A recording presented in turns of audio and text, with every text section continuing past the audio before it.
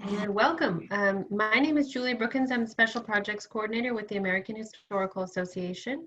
And today we are fortunate to be joined by a number of fine people, as well as experts in their field, for History Gateways, Many Thousands Failed in 2020, which is a conversation with Drew Koch, Reggie Ellis, Dan McInerney, and Norm Jones. And I will be introducing our moderator for today, Reginald Ellis. Dr. Ellis is at Florida A&M University, and I had the pleasure of meeting him many years ago now. I think it was February of 2012.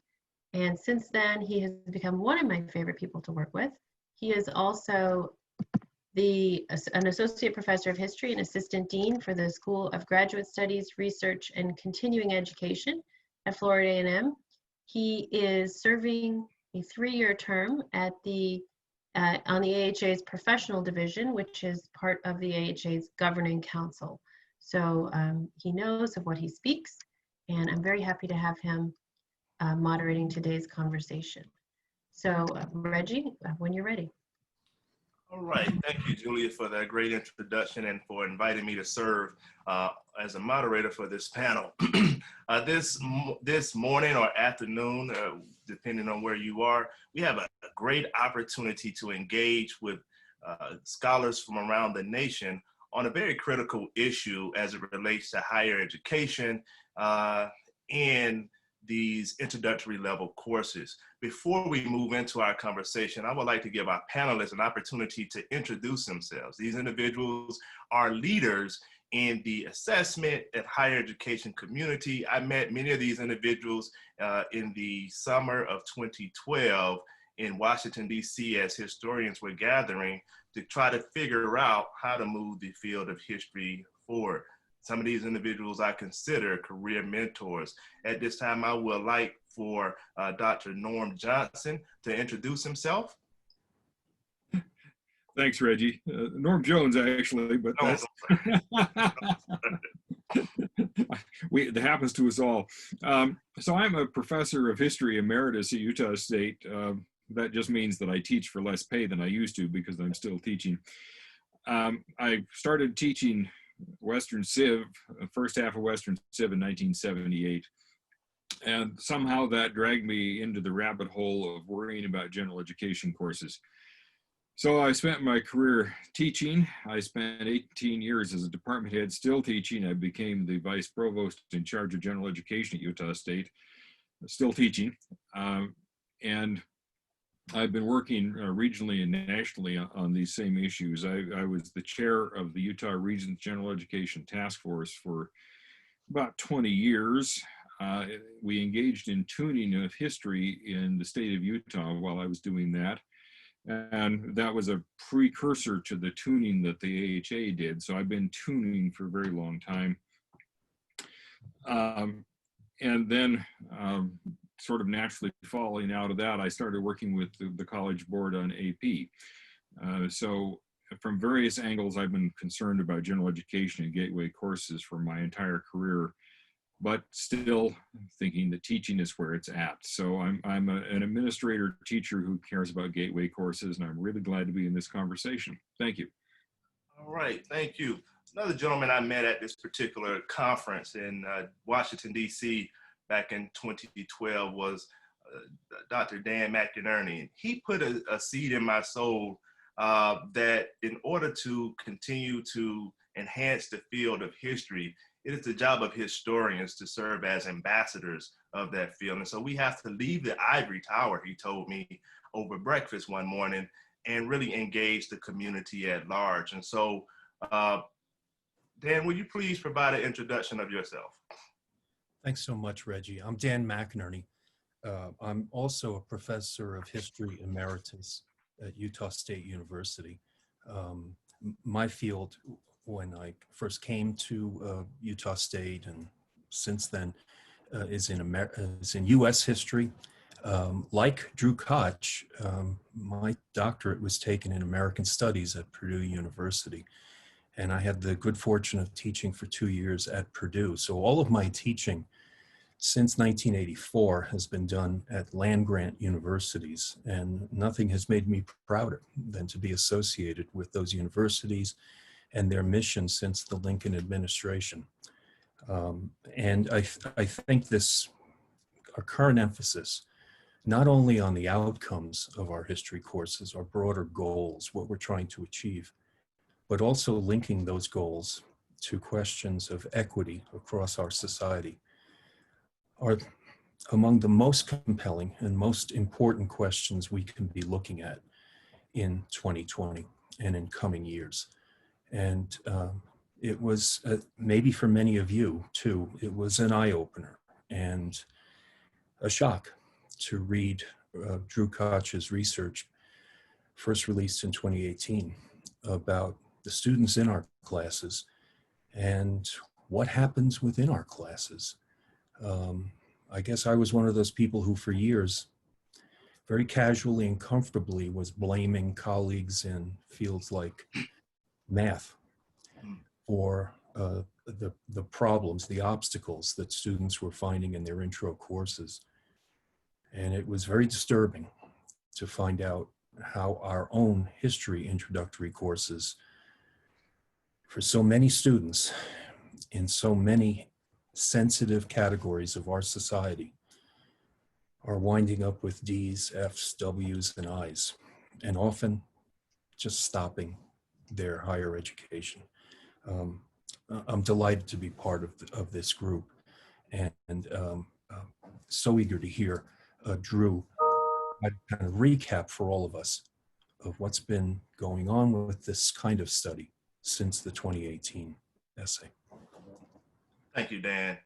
And I believe Dan and Norm have really set the stage for our, I guess, our major panelist and keynote, Drew Koch. Drew, will you please provide us the background on yourself?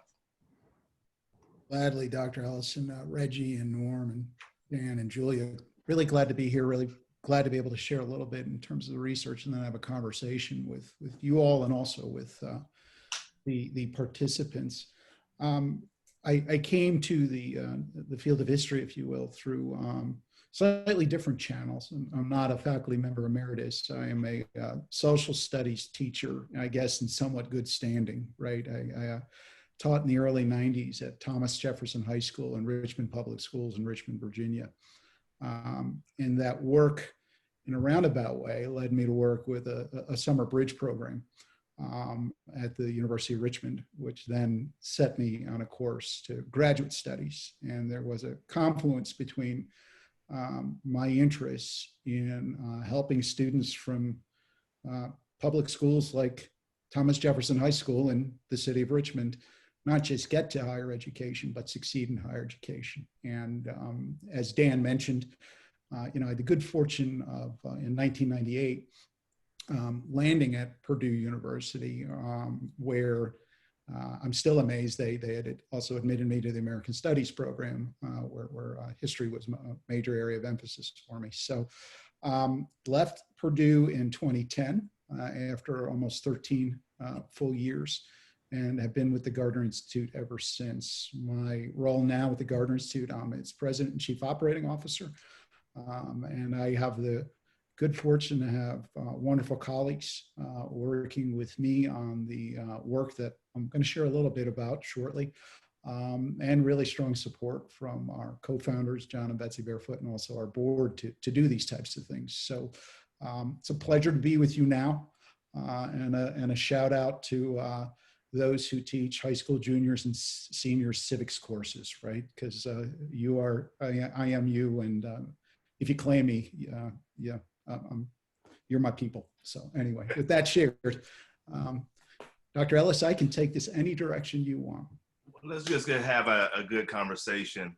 Your article that was published in the AHA Perspective on May 1st, 2017 is a very riveting conversation that you engage with us all, especially in higher education as it relates to, as you all know, that most colleges are engaged in an era of assessment that we haven't really seen in many years. And as Dan alluded to, most of the times when we start thinking about DWF courses, we don't think about ourselves as historians. And when we look at your subtitle, A Wake-Up Call to History Educators, as I shared with you offline, that was a wake-up call for me to really force myself to reconsider as a historian, what is my role in stopping students from achieving their ultimate dream. Let me just open up by using some of the words from your article.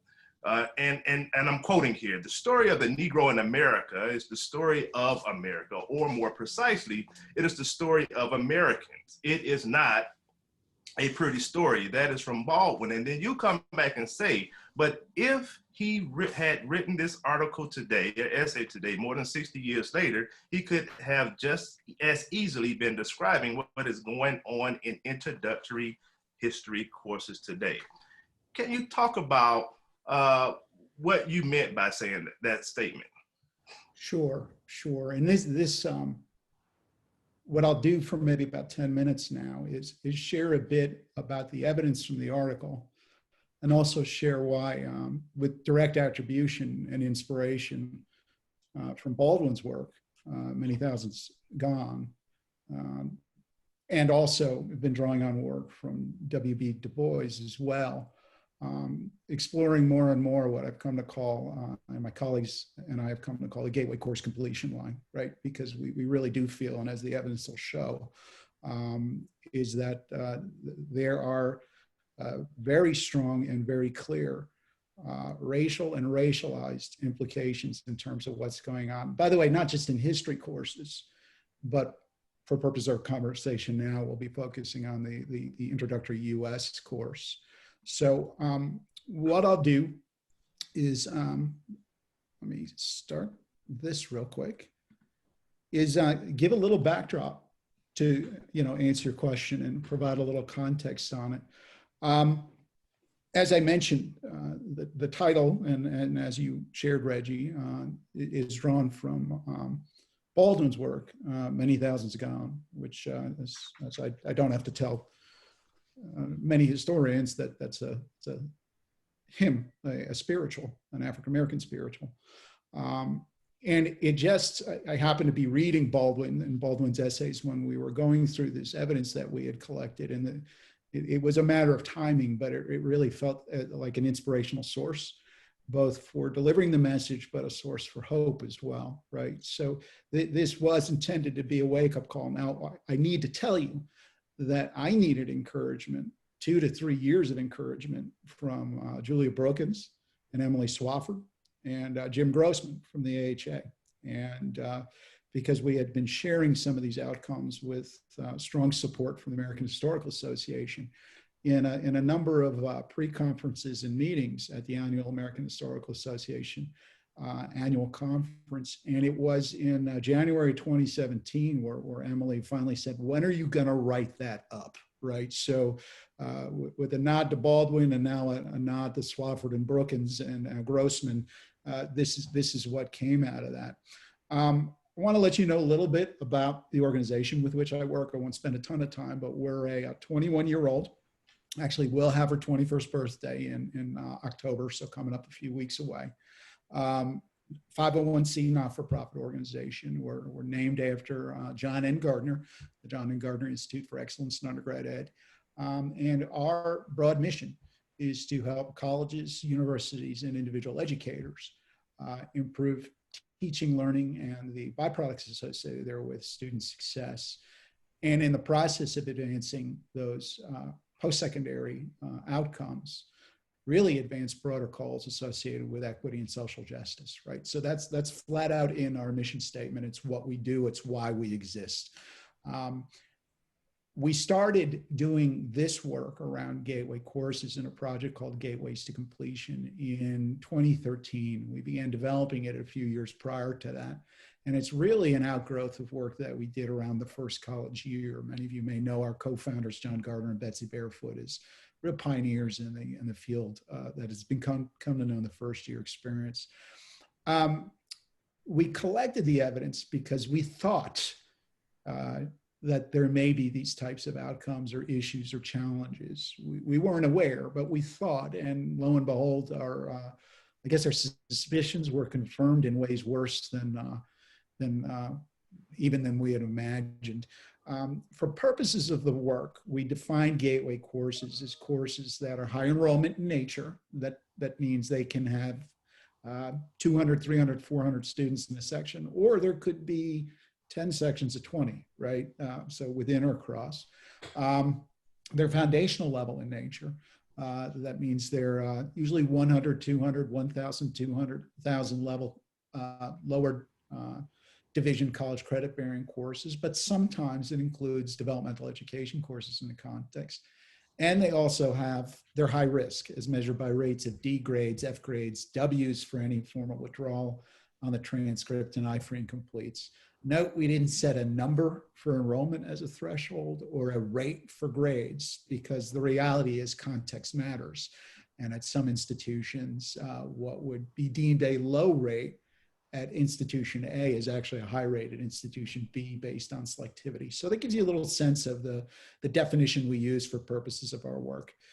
For this effort, I had the good fortune of working with Gardner Institute Fellow, the Vice Provost for Decision Support at UNLV, Dr. Brent Drake, to look at data that we had collected from really 36 institutions. And we asked all 36 to identify 8 different foundational courses. And then we dug into those data forms deeper.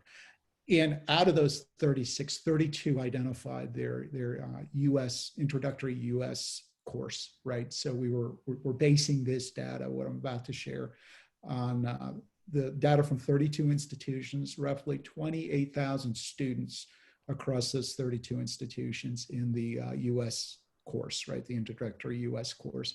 I've often been asked, well, why didn't you look at Western Civ or World Civ or African American? The reality was we looked at US simply because at that time, that was the only history course that those institutions had selected to redesign. Now in the current age, we'd look at different ones as well, right? But that's why we look there.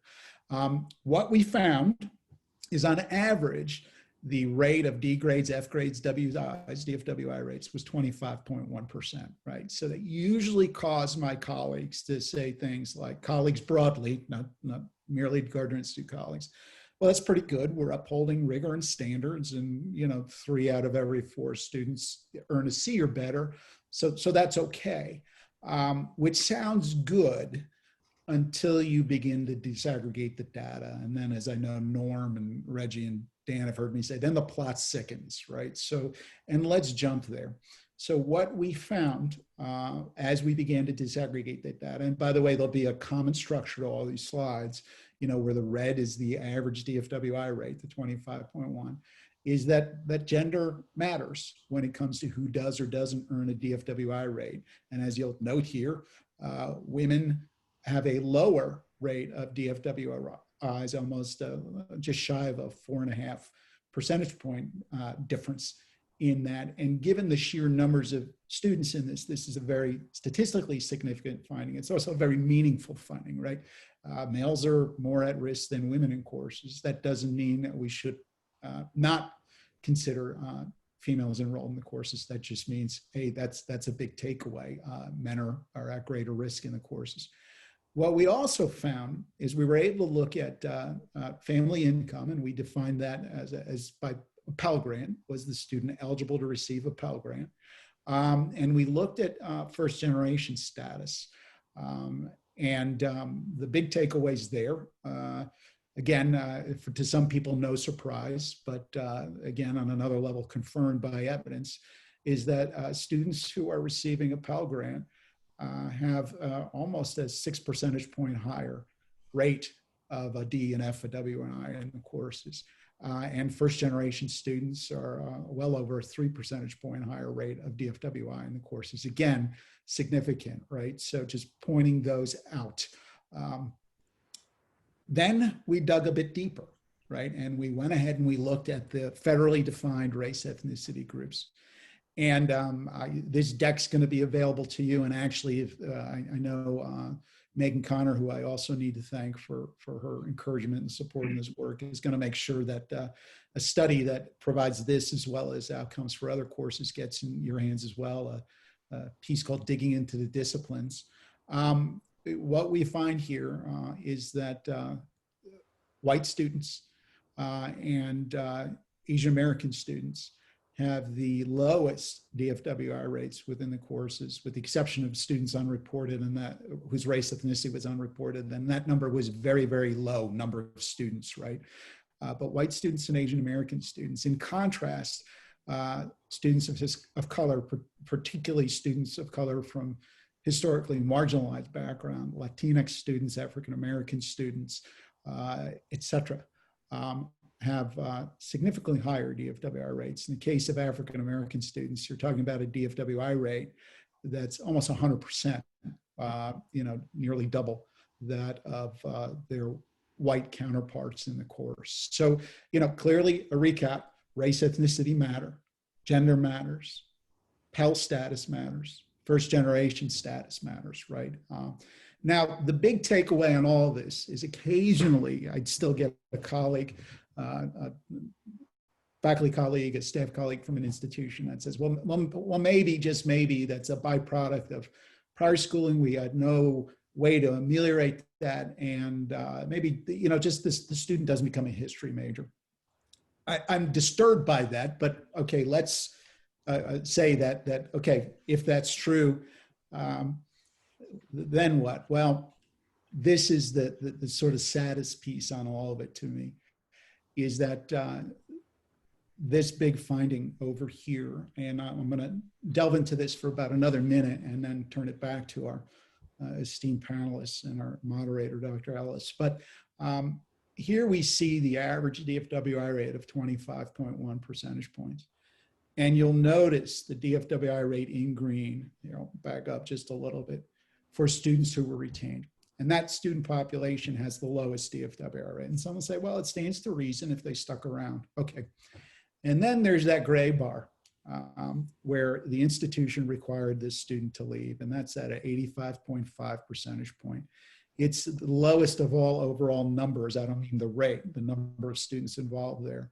But, it doesn't surprise anybody that if a student was required to leave either for academic or disciplinary reasons, that there was probably a high probability that they weren't doing well in the course, particularly if they had to leave for academic reasons. The one that disturbs us the most really has to do with this. The student chose to leave. These students were in otherwise, quote unquote, good academic standing. This meant they had a grade point average of a 2.0 or better.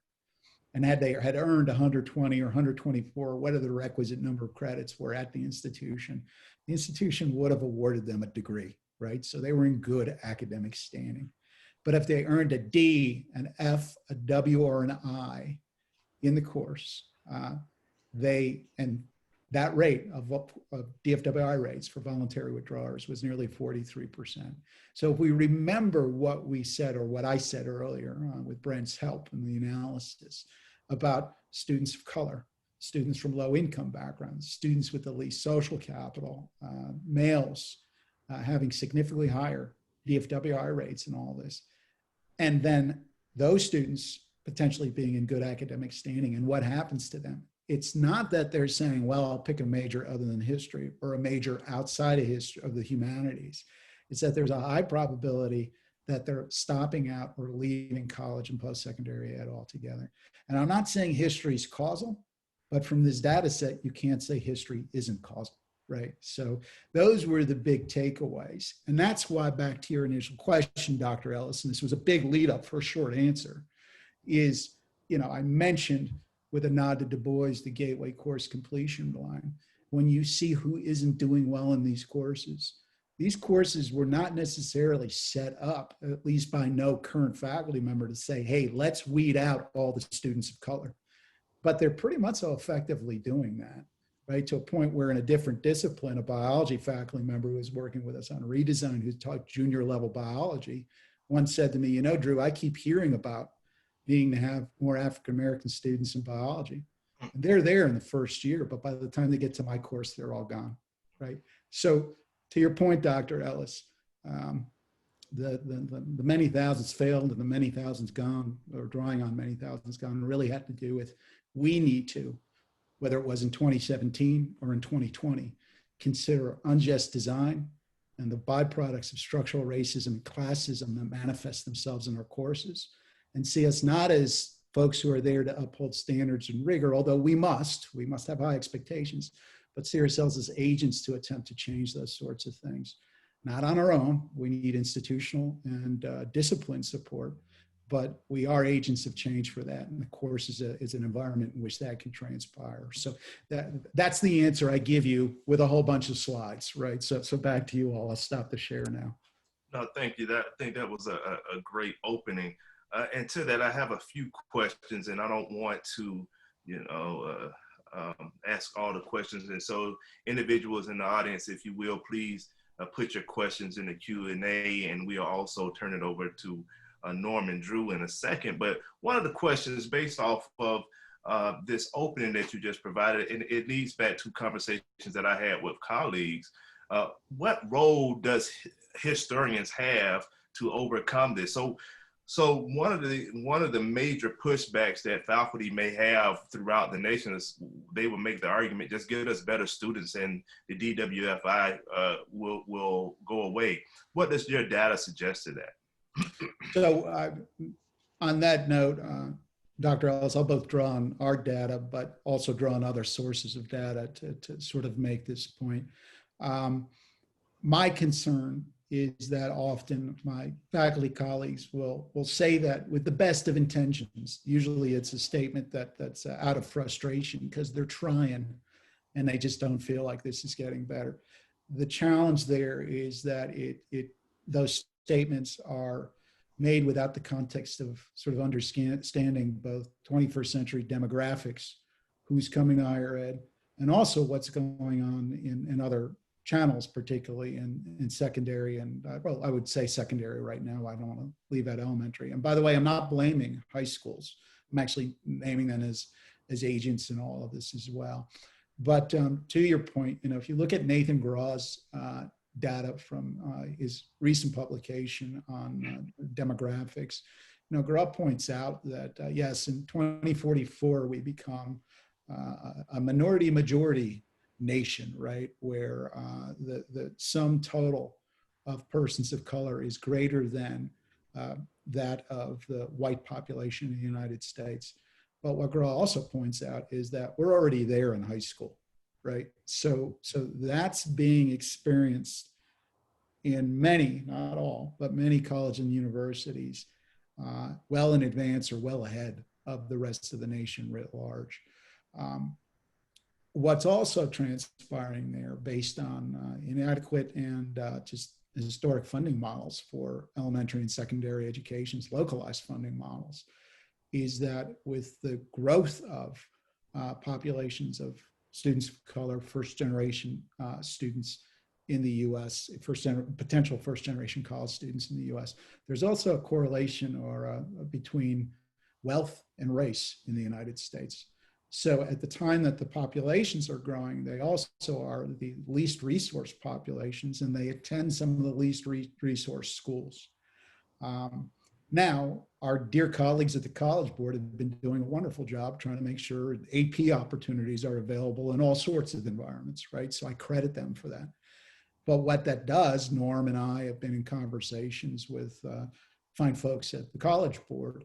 What that could be doing, we have reason to believe, is that what that means is that the students who are coming to college from under-resourced backgrounds who didn't have AP history and then are taking introductory US or introductory history, whether it's world or whatnot, not only reflect the contemporary demographic shift, but really are the least, are the students who had the least opportunity available to them or had the least chance to avail themselves of that opportunity. And so there's a concentration within our courses, and that's a byproduct that no faculty member individually created. But if they haven't been supported to examine that, think about that, and explore what to do differently, they will very unintentionally be perpetuating systemic injustice as opposed to being able to do what they're doing to ameliorate it. So I'll stop with that, but the short answer is if you're going to say I want better students, what you're really saying, whether you're aware or not, is give me more affluent and very skewed white. And that, I don't think that's what you really want to say. Not, right? That's not what you mean when you say it, right? At least I hope not. So.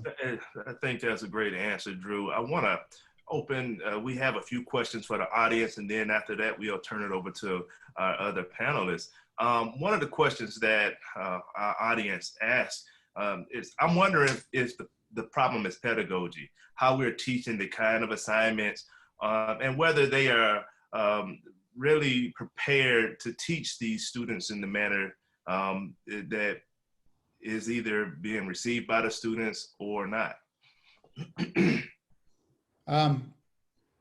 Pedagogy is a big part. Pedagogy isn't the sole answer, right? So I will, and I'll also touch on some of the types of pedagogy when I say that, right? So the answer about pedagogy and teaching is absolutely. But if left to an individual faculty member in her course or his course, they could be doing the best, most contemporary evidence-based forms of pedagogy, but the course is part of a curricular system and is part of an institutional system as well.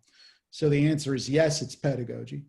And yes, we need to focus on pedagogies that sort of engage students more deeply, that allow students to see themselves in the content, to see the relevance of the content. But it also has to be part of a supported effort at an institutional level to help faculty, as one said, teach me the things that I didn't get taught at graduate school, because I know this content, but at least when this faculty member went, they didn't get taught necessarily how to teach, right? Now, the good news is there's been a shift in the field. There are many institutions that have centers for teaching and learning and teaching excellence. Some institutions want to do that. They're not there yet, right? So to your point, Reggie, yes, pedagogy can go a long, long way. Manners that blend, highly engaging content. Ed Ayers, Annie Evans, and Tony Field with the New American History have such an effort underway with highly engaging content, but with pedagogy going along with it, support for faculty and engaging ways to do that. Peter Felton and Susanna McGowan, Stephanie Foote from the Gardner Institute are quite involved helping with that as well, right? So amen to pedagogy, but it's got to be part of a broader systemic analysis and a systemic support mechanism. All right, and one final question before we turn it over to Norm. Did the data discriminate between the types of institutions, community colleges, 4-year colleges, HBCUs, private? Yeah, great question. By the way, all questions have been great, so sorry if I didn't say that previously, right? But the answer is yes, but. Okay, so there were, I believe, 7, it might be 9 community colleges in the mix. There were maybe 4 to 6, I'm doing this from memory, independent private institutions, 4-year institutions in the mix. The rest were public, either regional comprehensive or research of various Carnegie sort of levels in the mix. So it's a yes, but. What we didn't do is turn around and then break it out from let's look at the community colleges or let's look at the independents, because you really started to deal with single-digit institutions. We did not at the time have any HBCUs in the mix. There were a number of HSIs. There were no tribal colleges in the mix either. Not because we didn't want them, but because they weren't they weren't engaged with us working at the time. So we're working to ameliorate that. Actually just did a wonderful online course with UNCF, had 30 HBCUs involved. So short version, if we do this in 2021, there'd be HBCUs, HSIs, MSIs. There are HSIs in the mix, but more MSIs in the mix. But yes, but not as many as we'd like. We need to replicate it. All right, Norm, you have a few questions that you wanted to raise. Thanks, Reggie. Some of it is already on the table. Drew, I really appreciate the fact that you're asking historians to think historically. You know, but one of the odd things I've learned in my long teaching career is that a lot of us never ask about the history of why we teach, how we teach, what we teach. Yep. And so we essentially have a model that was rolled out for the students at the University of Chicago in the 1920s to make them into good of Americans of a certain sort, and it assumes certain things about who they were. And of course they were middle class and wealthier and whiter and maler. Yep. So we have a pedagogical tradition that makes certain assumptions about our audience that clearly they no longer apply, but at least those of us who got into this business a long time ago were very much, this is how you teach Civ or American history or whatever. But your research has been ongoing. So your article in 2017 was sort of the flag up the pole for the AHA. But I know a lot of people have been looking at this and thinking about this, and we're learning more and more. And one of the things that has recently come out is an article called Beyond Big Data, Teaching Introductory U.S. History in the Age of Student Success. And that's looking at the Cal State system, the whole system, where the historians are all looking at this data and saying, well, what do we do with this? We've been given these dashboards.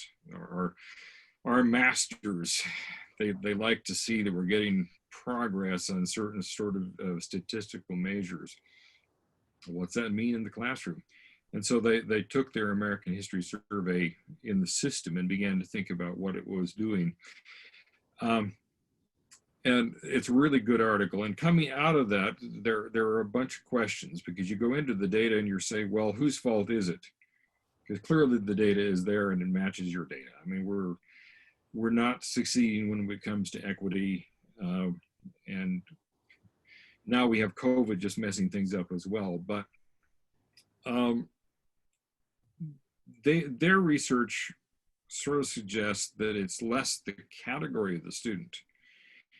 That is, race and ethnicity and first-gen status and income and all those things are important, but that's not actually at the heart of this, which is an ability to express what historians do and explain why the students are in the course. And they also kind of suggest, I think, that the content of the course isn't necessarily the issue.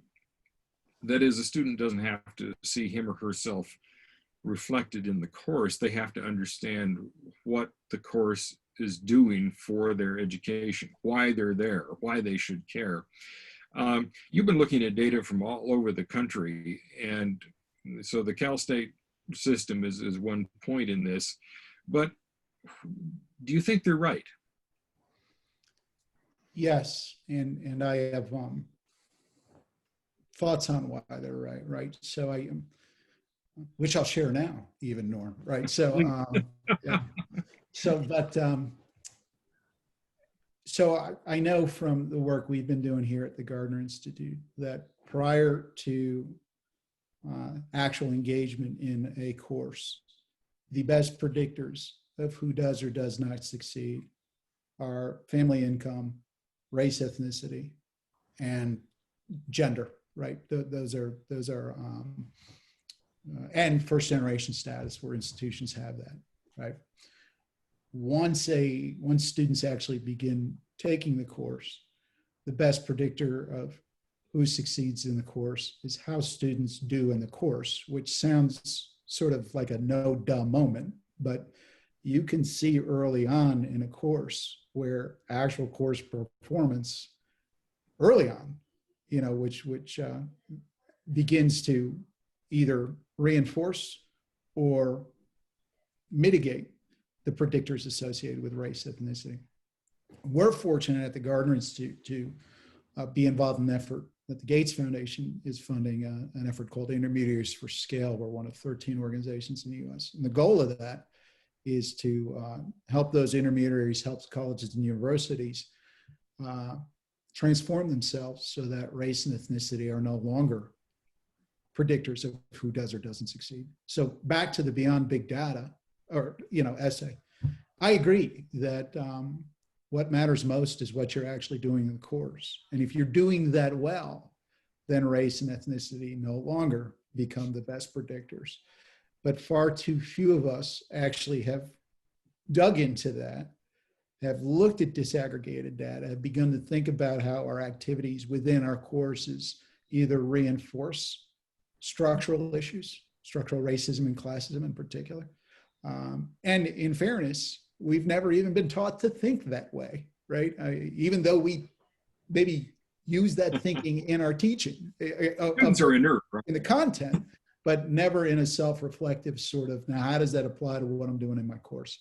So what I liked about, very much so, about the Beyond Big Data article in the March, or is it May, Dan knows for certain, Journal of American History, the teaching and textbooks edition from this spring, is that they pointed to efforts that were, they kind of like initially resisted, but then said, presentism be damned. I mean, that's not what they said, but and said we need to help students see the purpose and relevance of what it is that they're learning or what they're experiencing in the course.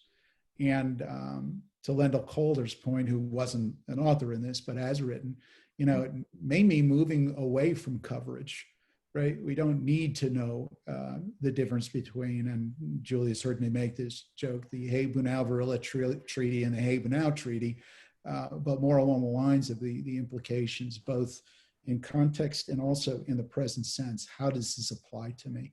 And it's in those instances that the JAH authors from the Beyond Big Data essay were able to say, when students saw the purpose and the relevance in terms of what's going on, then they did better in the course, right? And on that note, that purpose and relevance piece, and I'll sort of end with this so we can entertain some other questions, is really one of the big what fall under learning mindset strategies that are emanating out of the field of psychology, things like purpose and relevance, sense of belonging, growth mindset. And that's a growth mindset both in the student and in the faculty member, right? If faculty members approach it that my students' intellectual capacity isn't fixed and that there's a potential to grow and what we're doing in our classroom can facilitate that, there are bigger outcomes with that mindset if a faculty member possesses that when a faculty member has more of a fixed orientation, right? So these, to me, the big takeaways from that JH article are, if you utilize strategies, pedagogies like this, approaches like this that take into account mindsets like that, particularly purpose and relevance, race and ethnicity can stop being the best predictor of who succeeds. But in the absence of those, well, sadly, they remain the best predictors of who succeeds in the courses. One corollary of this, of course, is that we are stuck in the classroom we're given. Our institutions decide that we can teach them really cheap if we have 300 in that class. And a corollary of this is that if you ask the faculty to think differently about what they're doing with their students, you have to ask the institutions to think differently about what these courses can look like. And COVID, of course, has shattered a whole bunch of old models, thank heavens. But it isn't just the faculty, right? It's the institution thinking about, well, who's at risk in this course and how do we structure things to make it work better, right? So I am a tremendous proponent and advocate for faculty as some of the biggest agents of change, if not the biggest agents of change within institutions.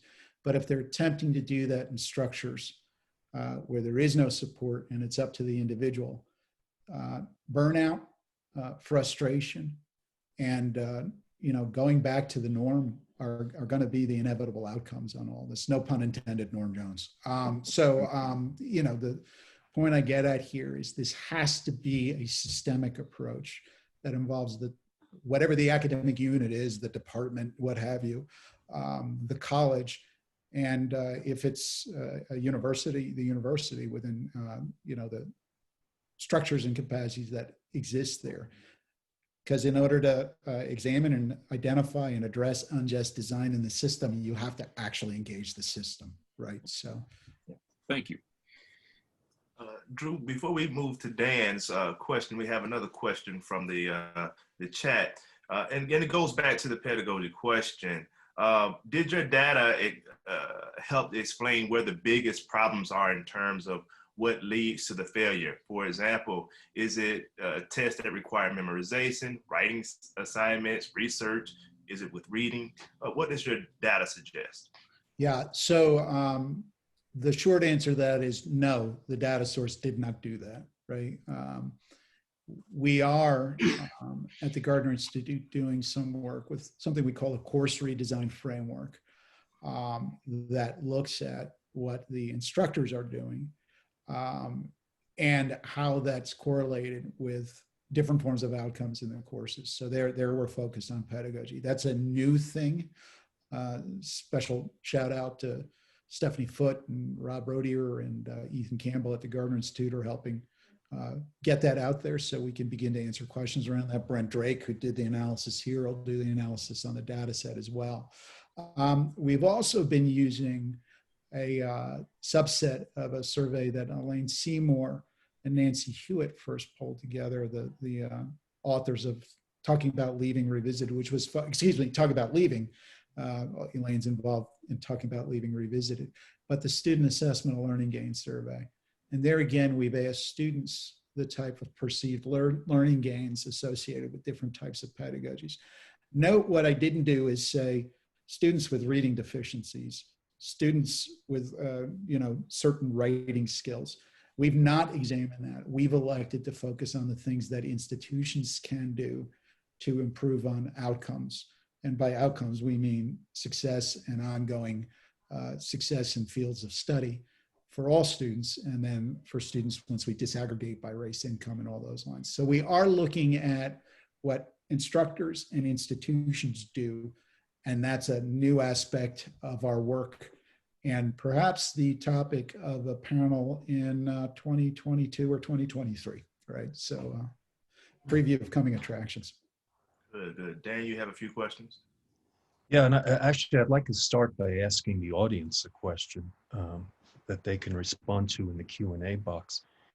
Those of you who are familiar with Drew's research, who were looking at that article back in 2017, and who have been moved to make changes, what kind of changes have you made in your introductory courses? If you might be able to share some thoughts about where we can go with this knowledge in mind. Please post some comments for all of us to look at. I think it'd be a very valuable resource. And it's one of the great benefits of past meetings when we've been able to be together to share those kinds of ways of rethinking our courses themselves. Drew, let me come back to you for a second. This work was published in May of 2017 in Perspectives. Is the research continuing over these past 3 years? And are there new kinds of questions you're asking? Or also, are there new categories you're examining? I'm thinking to some of my students here in the US West, in Utah. I'm very curious about what all this means for students who find themselves in rural communities. And also, most importantly, students who are working full-time, students who are also parents. Again, is the research continuing, and are there new questions that are being asked by you and your colleagues? Sure. So I'm going to answer the question both about the research and the new questions we're answering, but I'm also going to ask a related question that you didn't quite ask, but it's connected, which is simply this. I would say the work is continuing, informed by the research, but a big way that the work is continuing is thanks to the American Historical Association. Is the fine folks at the AHA brought this essay and related materials to the attention of the Andrew W. Mellon Foundation, and the Mellon Foundation was quite receptive to what was there and what was discussed. And now we, being the American Historical Association, and the Gardner Institute is fortunate to be working with them, are working on a major national project called History Gateways. We're working with 11 colleges and universities to redesign introductory history classes, not just introductory US. So 4 of them are in Texas, so we have a number of Texas history courses involved there. Latinx or Mexican American, Chicano history courses, US, world. There may be a Western Civ or two, right? So we have 4 in Texas, 4 in around Chicago, and 4 around New York City. So that's one way that the work continues. Those institutions are actively collecting data, looking at that data, creating course redesign plans on it. Now, that will beget more research as we go forward too, right? We're going to learn from that. We have been and will continue to share, thanks to Macon Connor's work, Julia Brookins' work, Emily Swafford's work, Jim Grossman, of course, and then colleagues at the Gardner Institute, Stephanie Foote in particular, helping get this information out. But to the actual research itself, Brent and I are actively discussing how do we look at combinations of variables, right? You looked at univariate analysis, said the guy with a PhD in American Studies, right? Fortunately, Brent has a PhD in education measures and psychometric design. So, he's been looking at these factors. We've been looking at these factors. We have evidence in there. We're going to look at, and are beginning working with Norm and working with folks at the College Board. We're going to look at AP. We want to see the connection, correlation between having taken AP, having not taken AP, what happens in college, things along those lines. Age is a variable that we've been collecting and something we need to dig into deeper as well. We recently published a chapter in a forthcoming book. My organization's co-founder, namesake John Gardner, and a colleague Mike Rosenberg at Penn State and I are editors of a forthcoming book on transfer.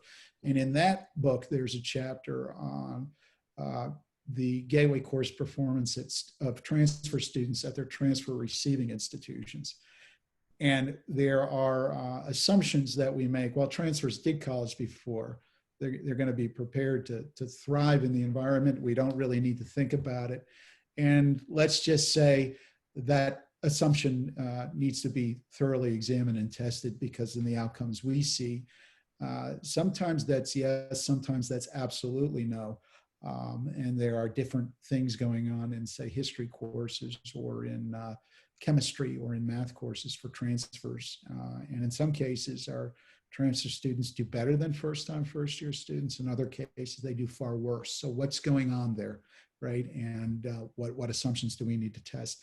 So we have the transfer work going on, the AP work going on, the sort of multivariate analysis work that needs to go on. And we've only just begun, right? So we do need to resurvey the institutions to, when I say that, to find out their introductory courses. We probably, I mentioned we did 8, right? We probably will expand that because, for instance, intro political science, intro computer science, intro sociology, intro econ, we're not in the mix. Now, absolutely positively have to be based on what we've seen. What I can tell you as a last point on all of this, it was Ed Ayers, the historian Ed Ayers, a few years back, who, said, well, I get that, I see what's going on in history, but how does that compare to the other disciplines, right? And so part of the work we also want to do is understanding the history course in context with a broader curriculum and undergraduate experience, right? And with the help from colleagues out of the University of Arizona and Georgia Tech with some curricular analytics work that they're doing, we want to investigate that as well. So a lot of work to be done, and some of that work, good news, is already underway in nascent stages. But good research, I guess, has begat more research, and so stay tuned there too. One very quick follow-up. Are you getting a lot of assistance from other national disciplinary societies?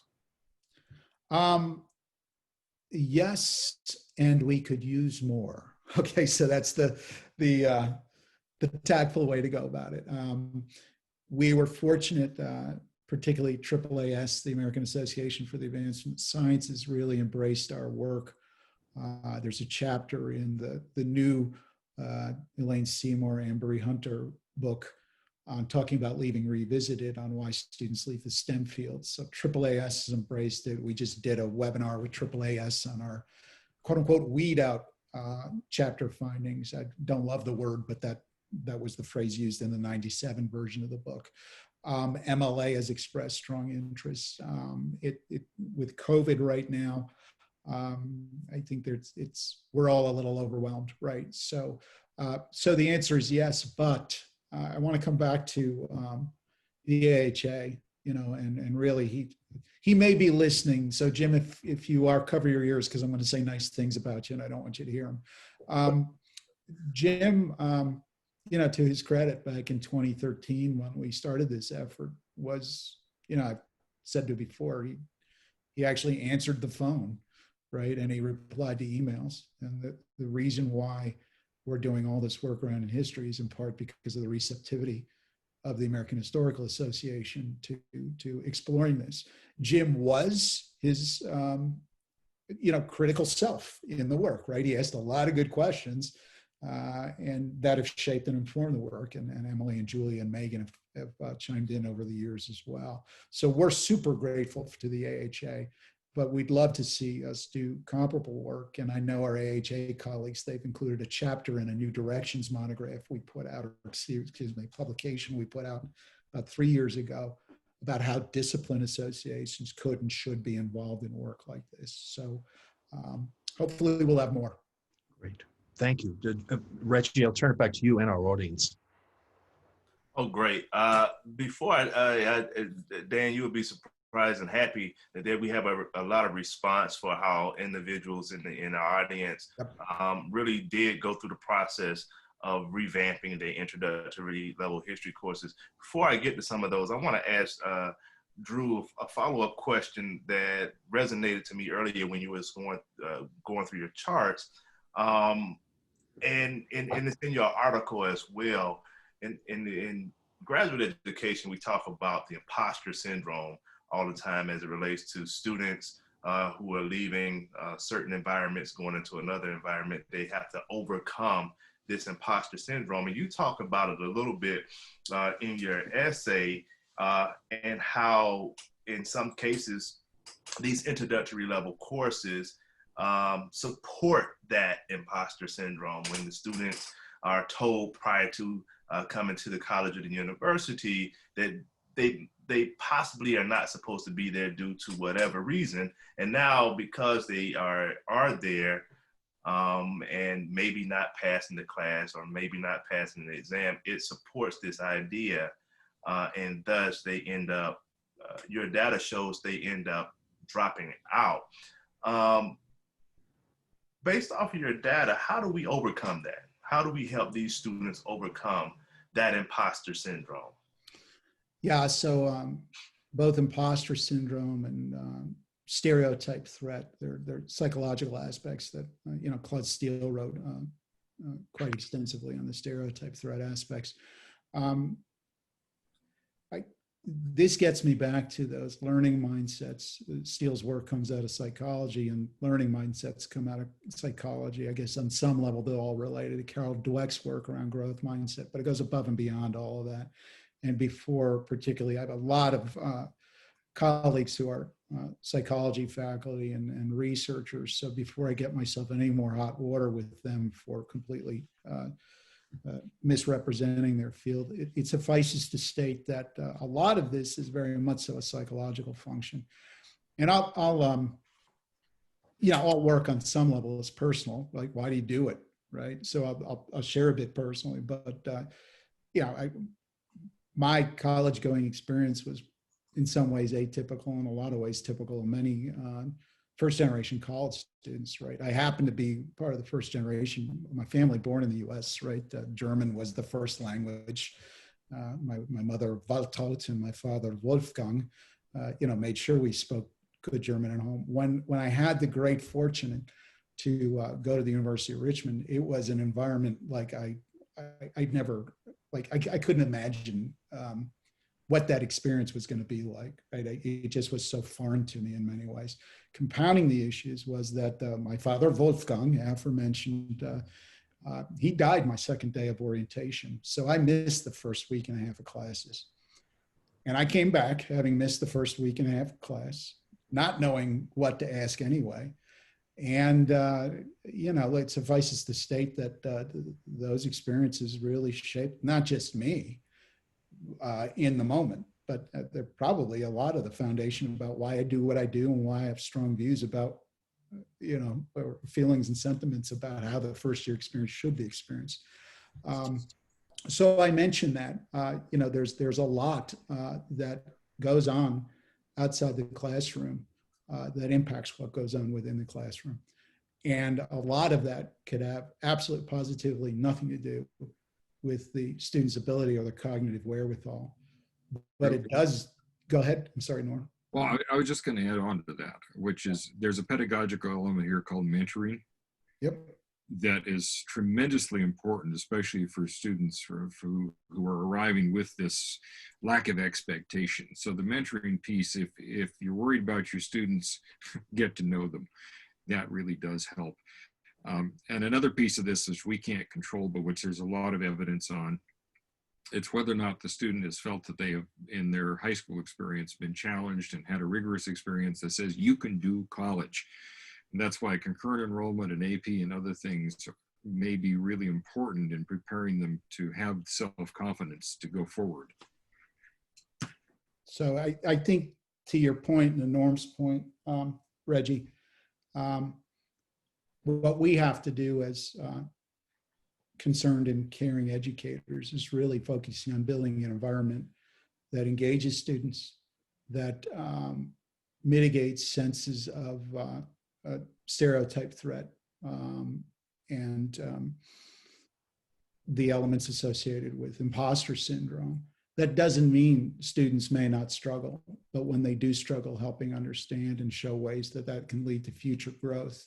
If the message is you didn't do well on the first test, there's not much structured feedback, the perception is all other peers are doing better than you are, you immediately go to, I wondered whether I belonged here, and these messages tell me I don't, right? Yeah, and to end the personal piece, I'll say this. I was in an overwhelmingly predominantly white institution. I did not question whether I belonged there because of race elements, right? I knew from teammates and later students that I mentored that I had that privilege and that advantage, and they did not. Right. So we have to also think through when we bring up the elements associated with race and income, that there are other factors that are very much so weighing in the conscious and subconscious on the students. And it is our responsibility to think through how can we structure learning environments to help mitigate those sorts of things. So. Good. We have about 10 more minutes. And so if you have any future questions, from the audience, please feel free to reach out and put those in the panel, in the Q&A, and we will get to those. I want to read a few of the activities that the panelists, or excuse me, that the audience, how they responded to Dan's question. One individual said that I am a librarian at University of Oklahoma. I am a writing center colleague. I and a writing center colleague have been helping with the revamping of our freshman history courses at OU. They have developed a web page to look at research of paper components. Another individual talked about at the AHA session, introduction history, syllabus designed with the scholarship on teaching and learning. There was a great quote that they left us with from Professor Pace. And they said, Professor Pace brilliantly stated that, quote, a good syllabus is a matter of social justice. If we do not think about it, only the privileged students will thrive. And I think that point kind of goes back to some of the things that you talked about throughout your article and throughout today. Drew, do you want to kind of add to that concept that it is really, again, the subtitle of your essay is a wake-up call to history educators. And so what is the role of a history educator now that we know that it's not necessarily the student's job to move from point A to point B, it's really our job to get them from point A to point B? You know, Reggie, it's interesting you mentioned David Pace's work, right? David was in the room. As a matter of fact, he was one of the facilitators of the workshop where we first shared these outcomes when Emily and Julia said, when are you finally going to write them up, right? And in that workshop, and if you've not read David's essay, I guess it's from '97, it goes back a little bit, right? On the amateur in the operating room, I would argue it's a must read, right? If you're thinking about this work. But David said in the intro to the workshop, he said, you know, back when I started this work in the 80s and the 90s, you know, the classroom was a lot like the bathroom. You know, you knew things happened there and you just didn't talk about it, right? And so I mentioned that. He brings that, or he made that quip or used that quip because what's different now than the 80s and the 90s when David started some of his writing is the fact that we are talking about and we're researching it and we're looking at this and using a just and equitable lens or set of lenses to do so. So yeah, I was inspired by, encouraged by David Pace and many others, by the way, and we wholeheartly resonate with what he shared, both in amateur in the operating room and in his work around decoding the disciplines.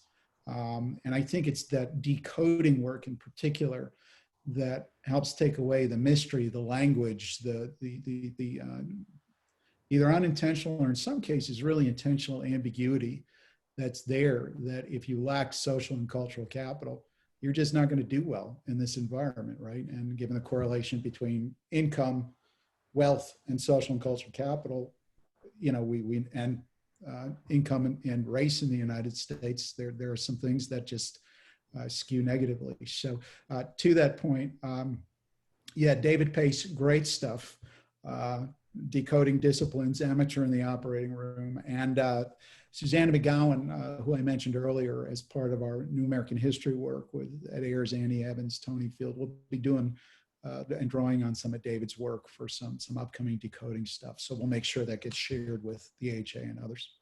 Reggie, can I make one suggestion here? And it's based on our colleague David Pace's work, which is amazing, especially his decoding work.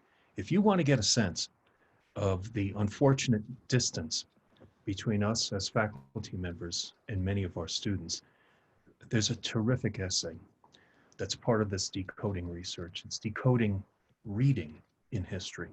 David's basic point, you give an assignment that says, read pages 50 to 100 in Foner's latest book, and we'll talk about it Friday. Students have a thought in their mind about what reading is. And it's a flat reading of every item on every page, and everything has the same amount of importance and significance in the section. And David asks us to do a simple thing. If you read those 50 pages in Foner's book, how would you read? And he diagrams the way we read in a discipline and the way our students approach this question. How much more basic can you get than the simple question about reading? I'm going to post the link to that because it's available to everyone. It's an eye-opener, and it's a great way of getting a clear sense of not only who your students are, but where they are in the core skills behind any discipline. A discipline that not only presents to students in these intro courses distinctive content, but distinctive ways of thinking as well. You know, Dan, to that point, I remember my second year of college, I was in the library with a teammate and I was doing some reading for one of my 2 history courses that term. And he looked over at me like, I'm like, what? And Andy Bolden, Andy, if you're out there, thank you. You know, I said, what are you doing? He said, well, what are you doing? I said, I'm reading. He's like, you're not reading, you're painting. Because I was taking my outliner and highlighting everything in the book, right? And it took Andy Bolden to turn and be like, this is how you do that, right? So, yeah, so it's to that point. By the way, that is an important, well, it's an anecdote, it's an important part. Peter Felton does a lot of work on this, on the roles of peers and the intentional role and use of peers in courses, and you can do this particularly in large enrollment courses with a little effort up front that yields big dividends later. So some of the best educators, taking nothing away from esteemed faculty colleagues, is that peer-to-peer education piece. Drew, as we are running out of time, I want to take one more question from the audience, and then we'll have a round of final comments. And this question, I think, is a timely question. The individual asks, how much does the identity of the instructor matter to the success rates? Did your research explore this at all? I realize this is a difficult issue to bring up.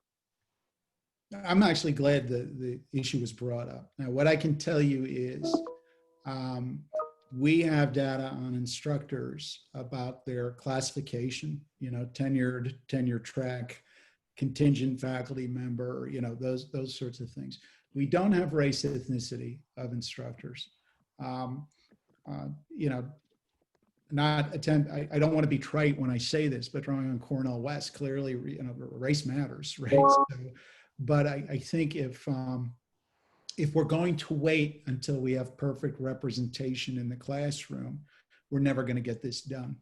So I'm not attempting to write that off. I would like us to, go away and be conscious of the role of race in the classroom, both in the student body and in the instructorate, and be mindful of working towards a more representative faculty.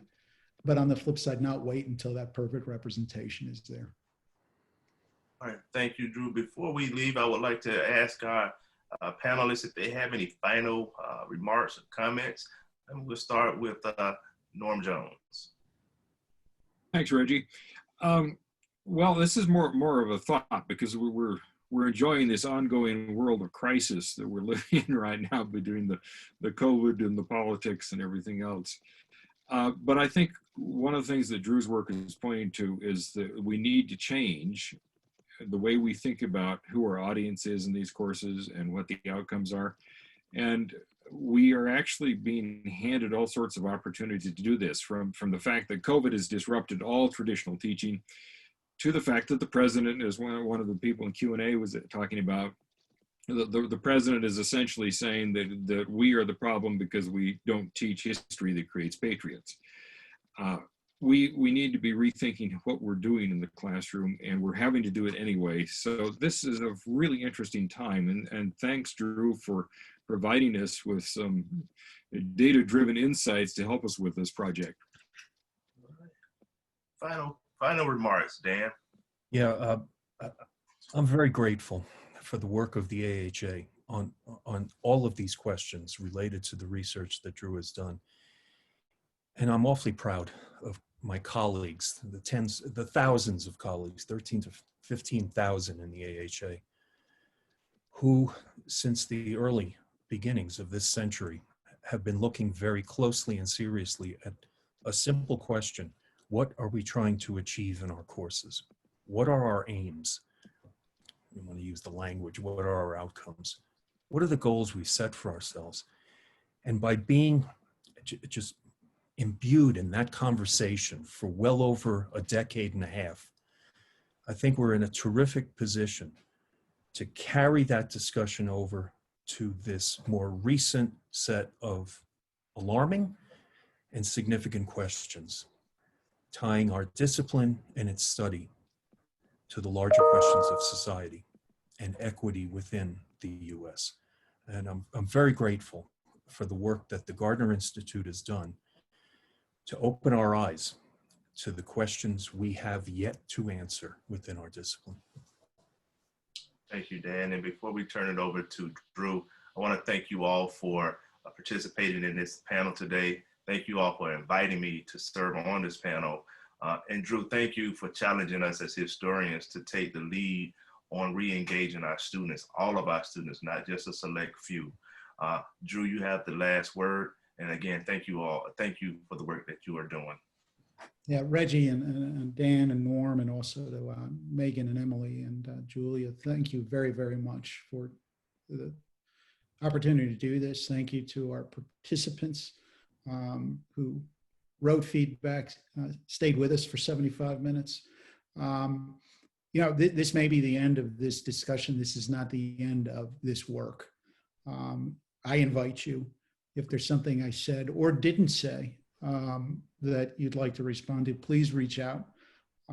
And really want to encourage you to remain very engaged with the AHA. They're doing wonderful work around both the History Gateways project, the broader online teaching forum, the work that's underway as well. It's a real honor to be engaged with and to be working with the AHA. So thanks to everybody today.